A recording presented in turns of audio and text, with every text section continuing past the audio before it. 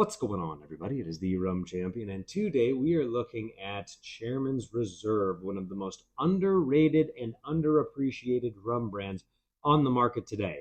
They also happen to be one of my favorite, hands down. Before we get into it, though, thank you for everybody who has liked and subscribed and commented and done all the things that the algorithm likes.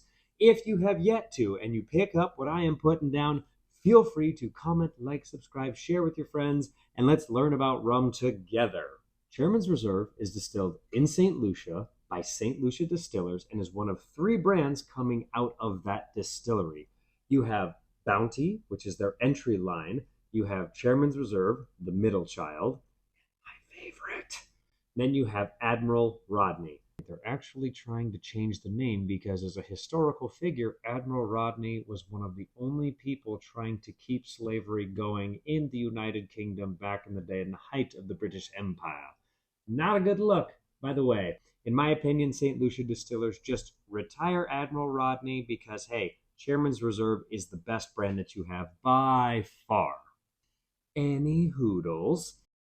A little bit of a deep dive into St. Lucia Distillers and Chairman's Reserve.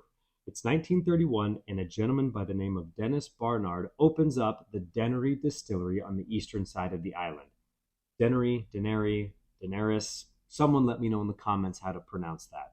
Anyways, that's 1931. 41 years go by, and the Denery Distillery, Denery,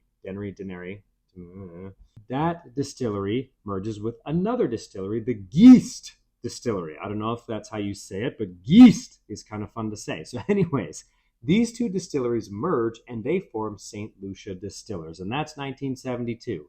Fast forward to 1999, the chairman, Laurie Barnard, son of Dennis Barnard, starts and launches the brand Chairman's Reserve and really innovatively blending column and pot stilled rums together.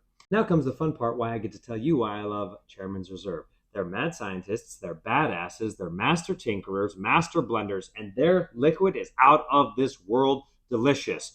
Let's cover the bottles real quick. So, Chairman's Reserve, the original, this is $25. It's such a good deal. Chairman's Reserve Legacy, this is a blend of cane juice and molasses, $35. The Chairman's Reserve Forgotten Casks, there's a separate story that we'll cover just in a second, but $40, $45, nothing crazy. The Chairman's Reserve 1931 comes in this lovely decanter bottle, is one of my favorite rums that I've had out of almost 1,200, by the way. This jumps up to $100, and then they have their single cask releases, which come out at the lovely, lovely cask strength ABV that I and so many other people love. And this came from one barrel, this came from a different barrel. They do pot still releases, column still releases, they blend those all together. Speaking of blends, Chairman's Reserve, why I mention them being master blenders, is they'll take column stilled rums. They have multiple rums at the distillery. They'll take pot still rums. They'll distill those and then sit those in separate barrels and allow them to age.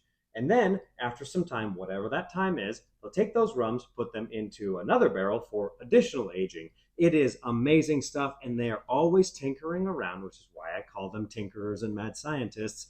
I love what they do. I love everything that they do. And fun fact, if you like the Hamilton St. Lucia rums, that came from St. Lucia Distillers, so you really love St. Lucia Distillers.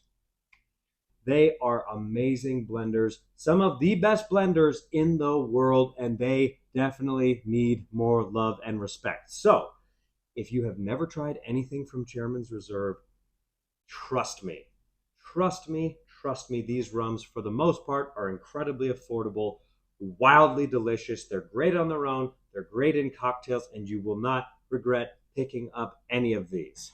Thank you all so much. We'll see you next time.